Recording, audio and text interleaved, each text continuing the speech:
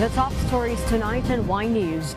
The Department of Foreign Affairs confirms that the Philippine government is actively working to repatriate 38 Filipinos from the Gaza Strip, given the intensifying conflict between Israel and the Hamas militant group. Transport Group Manibela calls for a thorough investigation into an alleged ruta for sale scheme within the Land Transportation, Franchising and Regulatory Board, or LTFRB.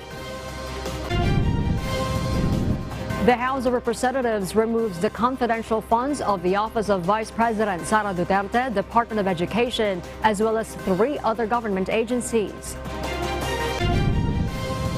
And find out the impact of the recent geopolitical events in the Middle East to global oil prices and the strategies and decisions of major oil-producing countries like Saudi Arabia, Russia, and Iran in response to the ongoing conflict.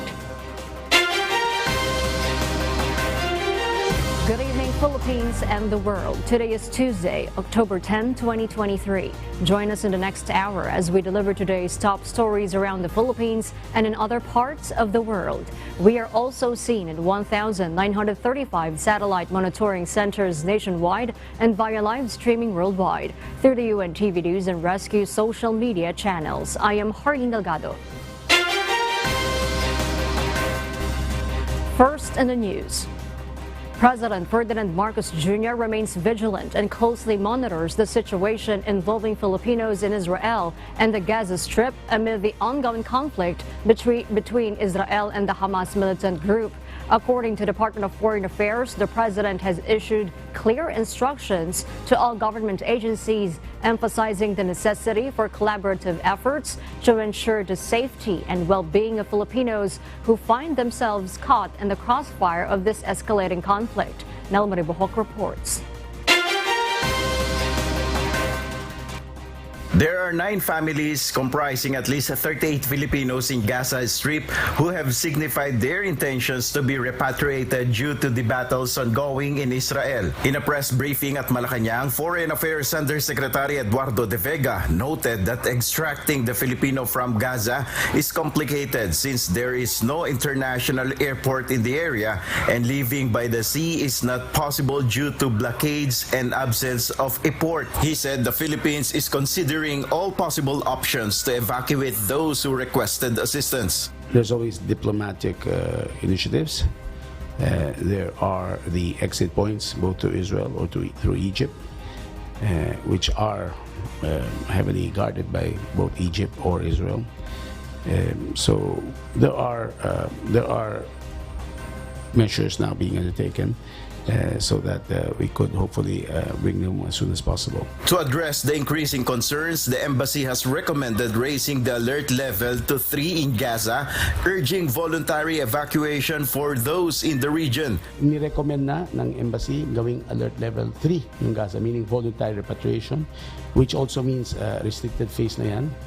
And hindi pa na-announce sa final, pero we are going by that, parang de facto.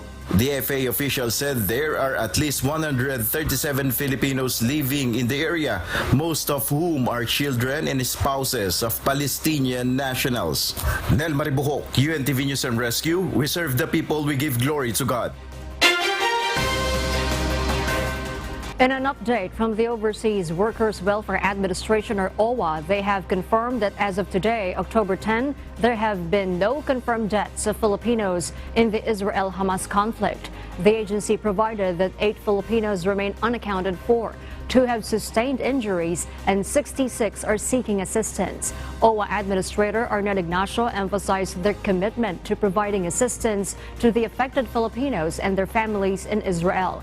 The OWA continues to maintain coordination with the Filipino community in Israel and the Israel Defense Forces to ensure the safety and well-being of overseas Filipino workers amidst the ongoing conflict. Set up na kami dito ng isang command center para ang information tuloy-tuloy. Transport Group Manibela is calling for a thorough investigation into an alleged ruta for sale scheme within the Land Transportation, Franchising and Regulatory Board, or LTFRB. They are urging both the Congress and the Senate to delve into these allegations, highlighting the potential malpractices affecting the transportation sector. JP Nunez will tell us why.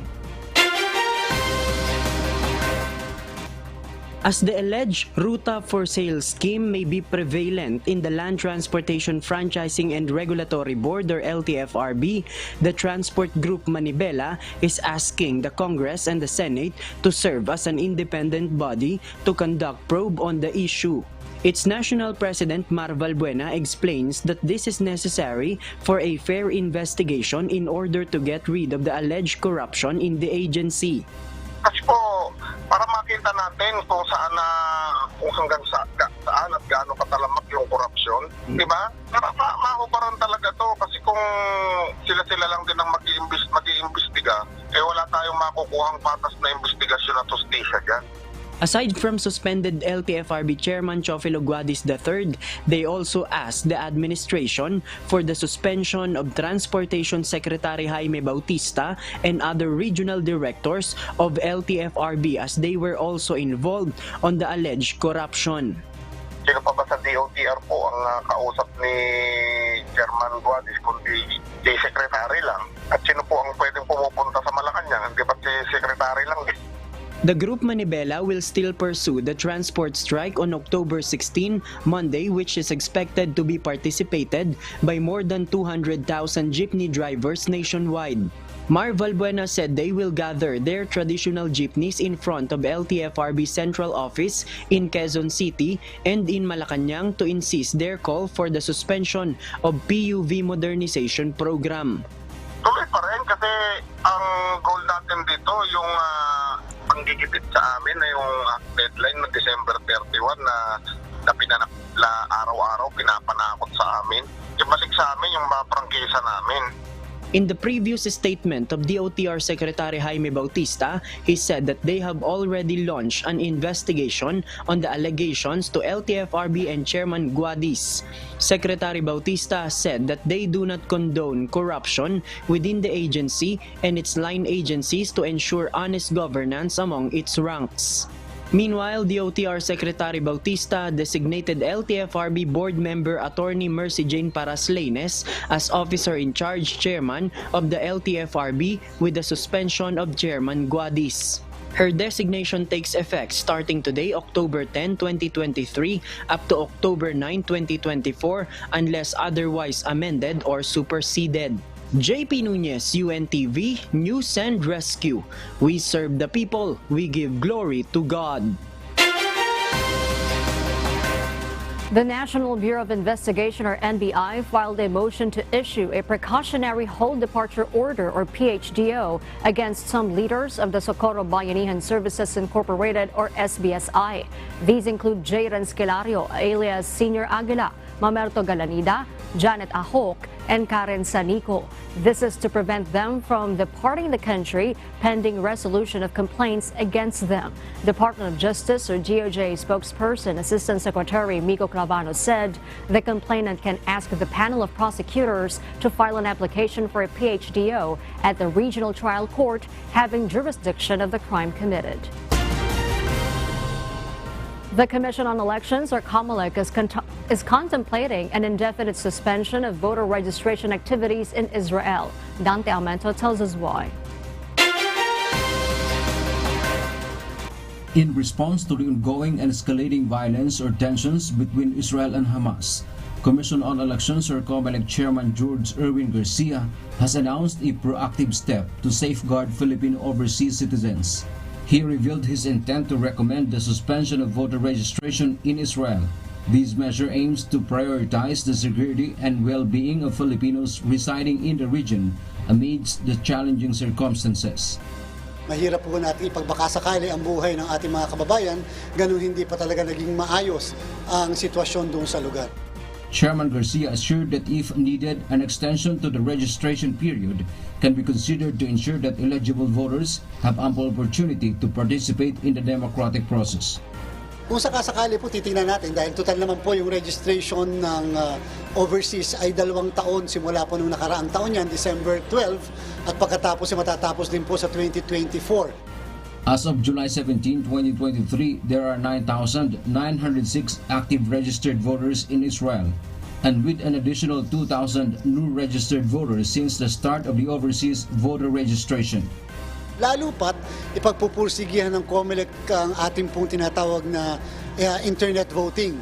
Ang aming pong paniniwala kung maisasagawa natin ang internet voting para sa overseas Filipinos, lalong-lalo na sa mga seafarers, lalong-lalo na sa mga nagtatrabaho sa mga bahay doon sa abroad, naniniwala tayo na tataas ang bilang ng mga botante overseas. The overseas voter registration commenced in December of the preceding year and is set to conclude next year. Dante Amento, UNTV, News and Rescue. We serve the people. We give glory to God. The House of Representatives has taken a significant step by removing the confidential funds allocated to several key government entities, including the Office of Vice President Sara Duterte and the Department of Education. The combined amount of these confidential funds amount to 1.23 billion pesos. Rosalie Cos will tell us why. The Office of Vice President Sara Duterte, Department of Education, as well as the Information and Communications Technology, Agriculture, and the Foreign Affairs Departments will have zero confidential funds in the 2024 General Appropriations Bill, or GAB. The small committee in the House of Representatives, tasked to consolidate and resolve the individual amendments in GAB, has decided to remove the allocation of the secret funds to these particular government agencies. The bulk of the funds will be channeled to agencies in charge of ensuring our national security, particularly the West Philippine Sea. Meanwhile, our panel, as authorized by the House plenary, reached a unanimous decision to remove or realign the controversial confidential funds. As such, the Office of the Vice President and the Departments of Education, Information and Communications, Agriculture, and Foreign Affairs are getting zero confidential funds under the 2024 General Appropriations Bill. The 2024 secret funds of other government offices as well as intelligence funds for uniformed and military personnel will not be affected, including the Office of the President. There's around 4.8 billion pesos amount of confidential funds and 5.2 billion pesos of intelligence funds in the 2024 national budget. Ang kanilang mandato naman talaga ay kailangan naman talaga ng confidential funds para ma-perform nila mandato nila. Moreover, instead of confidential funds, various government agencies will receive particular amount of maintenance and other operating expenses.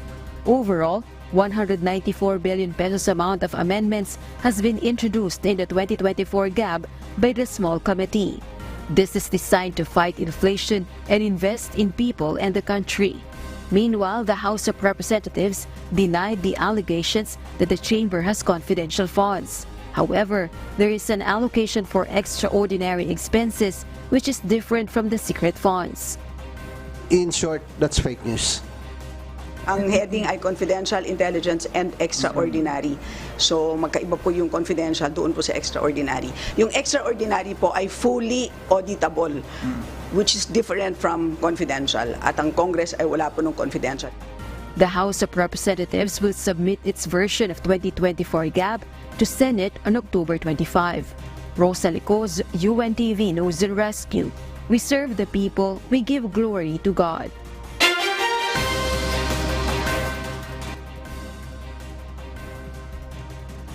And for the news abroad, the conflict between Israel and the Hamas militant group of Palestine rages on, with intense fighting and relentless attacks escalating over the weekend. Paul Gatchalian will tell us why. Amidst the escalating conflict, the Israeli military is reportedly preparing for a ground assault, intensifying its measures by blockading the Gaza Strip following the recent attacks by the Hamas militant group over the weekend. The Gaza Strip has endured relentless bombardment from Israeli jets, prompting a retaliatory warning from Hamas for every house bombed without warning by the Israelis. Hamas has threatened to execute an Israeli captive. Condemnation has come swiftly swiftly, with Human Rights Watch Director of Israel and Palestine, Omar Shakir, labeling the blockade a war crime. He highlights that the blockade is depriving 2.3 million people of essential necessities like food and electricity. Currently, reports indicate that over 1,500 individuals from both sides have lost their lives, with more than 6,000 sustaining injuries from Israeli airstrikes and Hamas retaliatory attacks since Saturday. United Nations Secretary General Antonio Guterres stated that the UN Relief and Work Agency for Palestine Refugees, or UNRWA, has opened its shelters, providing refuge and basic necessities for 137,000 people affected by the violence. Paul Gatchalian, UNTV News and Rescue. We serve the people. We give glory to God.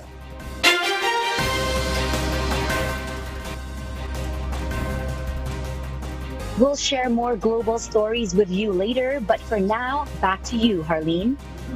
Thank you, Aralyn. For those watching our live streaming on YouTube, please click the subscribe button you see on your screen and ring the bell for notification.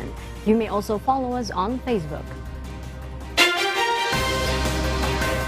Disturbing reports continue to shed light on the persistent issue of illegal drugs within the National Prison in Muntinlupa. The Bureau of Corrections, or Bucor, has acknowledged the infiltration of drug dealers, exerting influence even over some of their own employees. So I have to accept the reality that indeed even the PDL and the employees of Bucor are getting involved. Pinapakan ko yung grupo to have this agreement in as much as I want to solve the problem here in Bucor.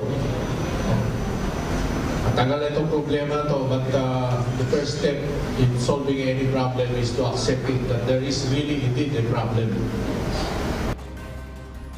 In response to the pressing concern, Bucor, in conjunction with the Philippine National Police, National Bureau of Investigation, Philippine Drug Enforcement Agency, and the National Intelligence Coordinating Agency, joined forces today, signing a crucial agreement. This collaboration aims to tackle the issue at its core by enhancing information exchange and eliminating bureaucratic hurdles. The collective efforts of these agencies seek to stem the tide of drugs within the prison system, bringing hope for a safer and drug-free environment within the correctional facilities. To effectively combat this issue, we must work seamlessly together, sharing intelligence, resources, and expertise. Through this collaborative group, we will strengthen our ability to gather actionable intelligence, conduct targeted operations, and dismantle the networks that perpetuate this criminal activity. This five-party alliance will be closely working together to address the flow of illegal drugs inside these supposedly confined facilities, but somehow do find their way in and disrupt the illicit drug trade being made by criminal networks.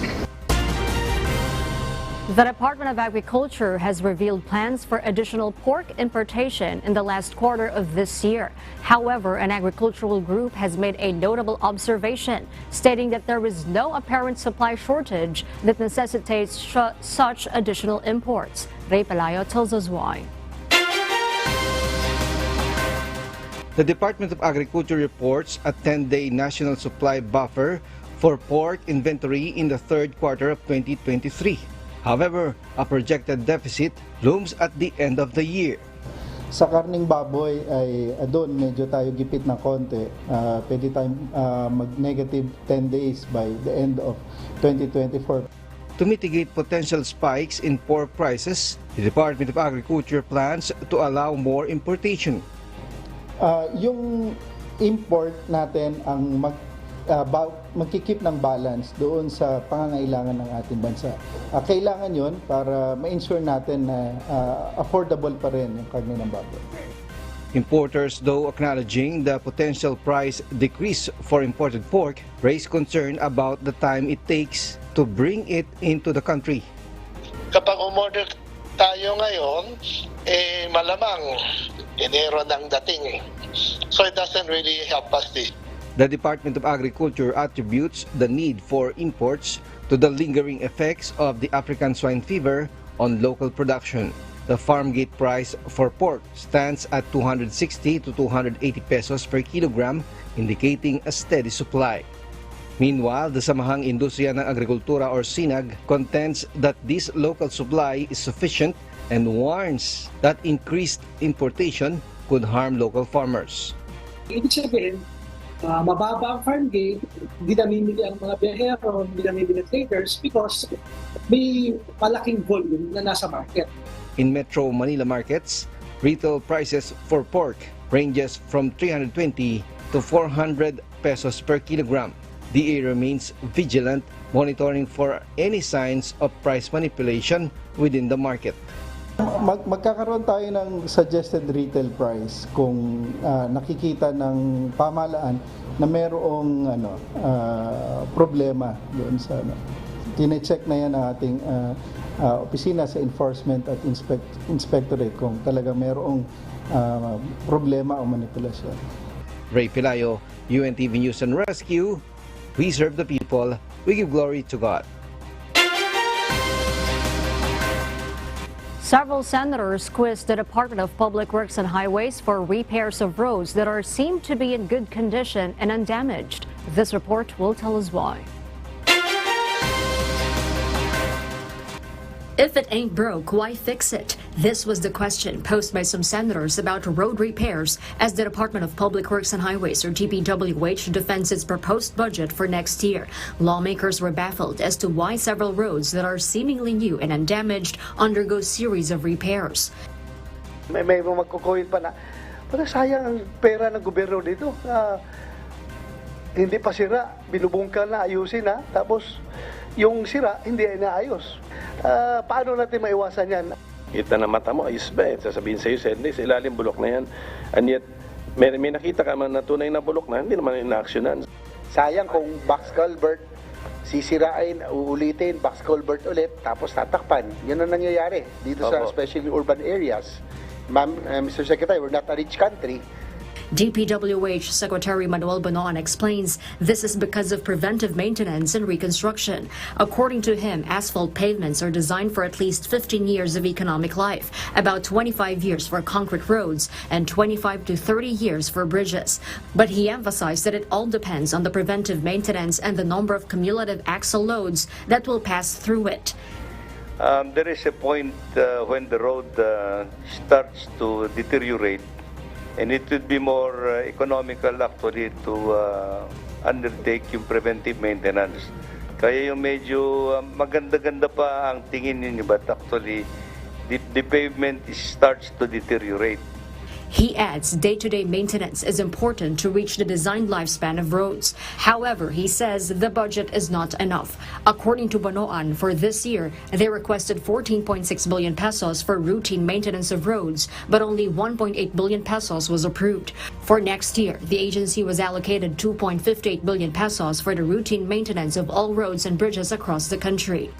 Kaya nagkaroon ka ng pothole ngayon, kailangan ayusin yung pothole para hindi dumadami ng dumadami. Admittedly, Your Honor, there has been for several years, medyo kulang-kulang ng budget namin for the routine maintenance program na ginagawa, as I understand, Your Honor. Because of this, the DPWH chief wants an intensified implementation of the anti-overloading law. He explains that under the law, the allowable axle load limit is at 13,500 kilograms or 13.5 tons, which is one of the highest in the world. Senate Minority Leader Aquilino Coco Pimentel suggests to amend the implementing rules and regulations of the law.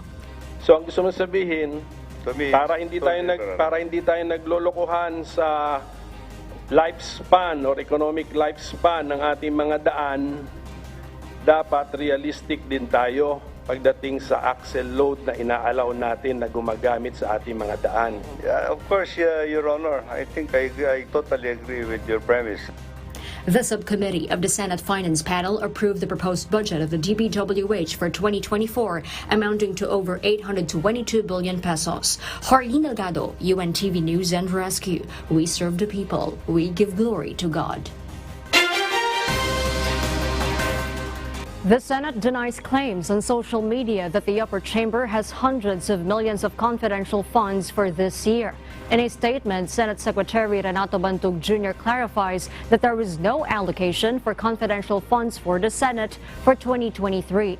He explains that under the Confidential, Intelligence, and Extraordinary Expenses in the 2023 General Appropriations Act, only the extraordinary and miscellaneous expenses has a line item allocation worth 331 million pesos. The Senate official says the fund was used for meetings, seminars, conferences, public relations, education, and other activities of the chamber. Bantug adds the previous confidential funds of the Senate were never used and reverted to the National Treasury in full. He maintains Senate President Juan Miguel Migzubiri is firm in his belief that the Senate does not need confidential funds. Meanwhile, Senator Sonny Angara, chairperson of the Senate Finance Committee, says the Senate has no proposed confidential funds for 2024.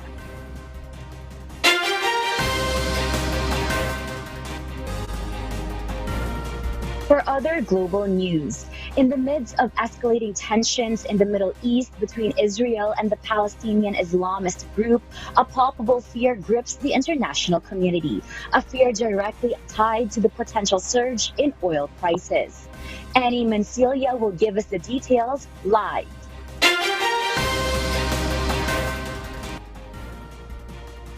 Yes, Annie, good evening. Arlene, on Monday, the 9th of October, the global stage saw a significant surge in crude oil prices, marking a 4% increase, a partial recovery from substantial losses in the preceding week. What fueled this upward movement was the eruption of military clashes between Israel and the Palestinian Islamist group Hamas, sparking growing concerns that this conflict could have far-reaching impacts on oil supplies originating from the Middle East. Brent crude, a benchmark in the oil industry, concluded the day with a notable gain of $3.57, representing a 4.2% increase, reaching a closing price of $88.15 per barrel. Concurrently, in the United States, West Texas, intermediate crude settled at $86.38 per barrel, registering a 4.3% increase. Both benchmark prices surged by more than $4 or over 5% in response to these developments. On the 7th of October, Hamas initiated its largest military attack on Israel in years, prompting a series of Israel airstrikes on Gaza in response. This escalating conflict has raised alarms among experts and analysts. Rebecca Babin, a senior energy trader at CIBC Private Wealth US, expressed her concern, highlighting the potential outcome of this conflict, emphasizing the looming threat of a destructive proxy war that could significantly affect crude oil supplies. Due to the conflict, reports have surfaced that Israel has taken measures to close the Ashdod port and its oil terminal. This not only raises concerns about intermediate oil supply disruption, but also threatens U.S. efforts to facilitate reconciliation between Saudi Arabia and Israel.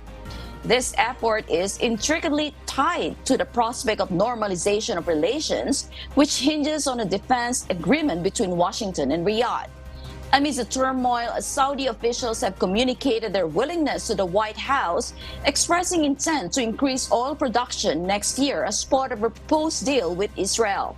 However, Goldman Sachs presents a contrasting perspective, suggesting that the ongoing conflict reduces likelihood of Israel's normalization with Saudi Arabia, impacting potential Saudi production increases. Riyadh and Moscow agreed to voluntary cuts of 1.3 million barrels per day until the end of 2023. Iran's production increased nearly 600,000 barrels per day in the past year. As the CEO of Brazil's Petrobras anticipates higher volatility in oil markets, the demand side of the equation is also feeling the effects. The resulting elevated oil prices driven by the conflict may indeed contribute to inflation and potential rate hikes, creating further economic implications. Back to you, Arlene. Thank you, Annie. Amid the deepening conflict between Israel and Palestine, major international airlines have taken a precautionary stance, temporarily suspending or limiting flights to Tel Aviv, Israel, due to heightened safety concerns. In retaliation to the Hamas militant attacks, Israel attacked the Palestinian enclave of Gaza. The Federal Aviation Administration, or FAA, in the United States, apprehensive about the situation and urged airlines to exercise caution, prompting major carriers, including United Airlines, American Airlines, Delta Airlines, Air France, Finnair, TAP Portugal, and Ryanair to suspend direct flights to Israel. Meanwhile, United States cruise operators Royal Caribbean and Carnival Cruise Lines also announced adjusted itineraries and operations in Israel. Due to flight suspensions, it is expected that Israel's tourism sector will take a major hit, as it greatly relies on travelers to Tel Aviv and historical tours to drive the economy. According to the Organization for Economic Cooperation and Development, or OECD data, tourism accounts for 3.6% of total employment in Israel, underlining its economic importance and vulnerability in times of conflict. And those are the reasons behind the news in other parts of the globe. I am Oralyn Quijano, live from Toronto, Canada. Good evening.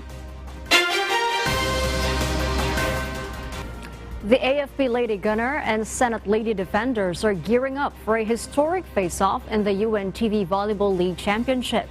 This Thursday marks the commencement of the best-of-3 final series, and it promises to be a riveting clash of skills and determination at the Filoil Arena in San Juan. Dina Villamor-Camara reports.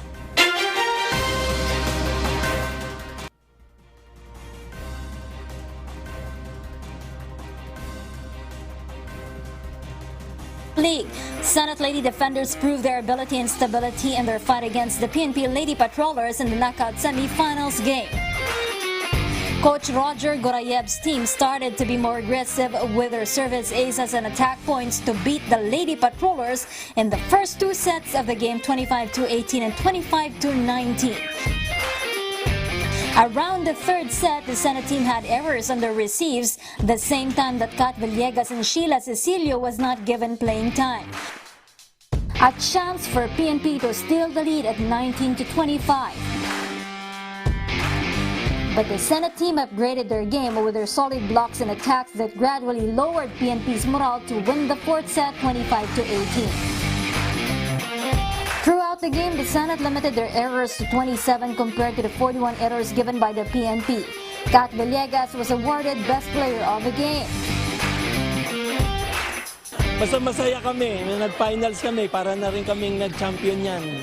Masaya kasi 6 na team lahat yan. Dalawa lang yung aakyat doon, nagkataon kami yung isa. Talagang napakasaya para sa kanila. Sana sa UNTV, tuloy-tuloy nyo na ito. Maganda para doon sa mga hindi naman nakakalaro talaga na mga collegiate player. Nandito yung mga empleyado. Masarap panoodin kasi nag-i-improve din sila. Meanwhile, AFP continued with their winning streak, putting down the Judiciary Justice Servers to a fourth finish. The Lady Gunners dominated the game in 3 straight sets, 15-25, 12-25, and 15-25. AFP provided 33 attack points in the game compared to Judiciary's 15 attack points. They were also able to produce as much as 17 service aces in that game. John Bunag is Best Player of the game. Yung sa beneficiary namin sa EBSO, so itong game namin, naalay namin para sa mga dependents ng mga naulilang sundalo. Watch out for Game 1 in the best-of-3 UVL Finals this October 12 Thursday at the Filoil Arena at 5 p.m. as the Lady Gunners battle against the squad of multi-awarded head coach Roger Gorayev of the Senate team. A goodwill game will also be held at the Game 2 of the UVL Finals at the Phil Sports Arena at 2 p.m. this October 15, where the merged groups of Judiciary and Ombudsman will battle against the DFA and PNP team. Rina Villamor-Camara, UNTV News and Rescue. We serve the people, we give glory to God.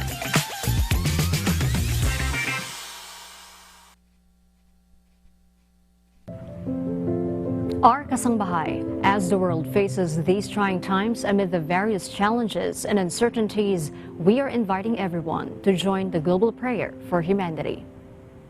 Good day. I'm Brother Eli Soriano of the members of the Church of God International. I want to invite you to join us in a minute of prayer every day to pray for humanity and the whole world as we go through these perilous times. While safety measures like washing of hands and strengthening of our immune systems may help us through this horrible predicament, there is still no precaution or cure more powerful than God's mighty intervention. And we need His intervention now more than ever.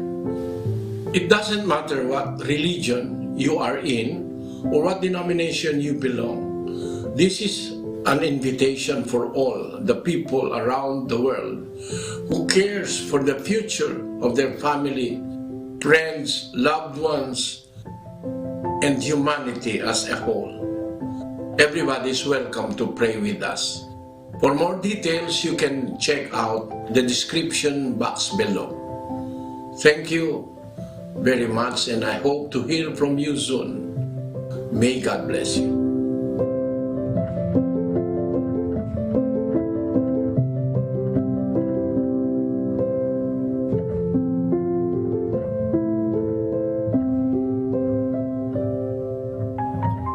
And before we close, we will leave you with a word, giving glory to God, from the book of Proverbs, chapter 4, verse 18. It says, "But the path of the just is as the shining light, that shineth more and more unto the perfect day."